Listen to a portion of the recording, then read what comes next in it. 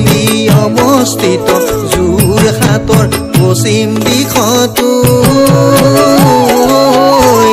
তাতে হ'ব শংকৰ সংঘৰ 94 সংখ্যকেই অধিৱেশন তাতে হ'ব শংকৰ সংঘৰ 94 সংখ্যক অধিৱেশন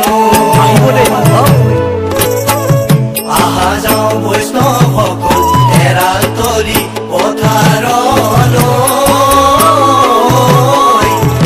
এক চিত্ৰ এক মনে শংকৰ গুৰুক সেৱা জনাওঁগৈ এক চিত্ৰ এক মনে শংকৰ গুৰুক সেৱা জনাওঁগৈ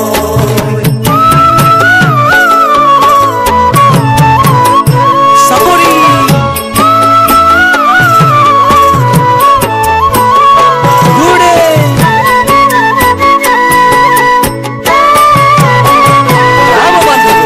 গুৰুজনাই কৰিছিলে নানা জাতি এক দোলে বান্ধি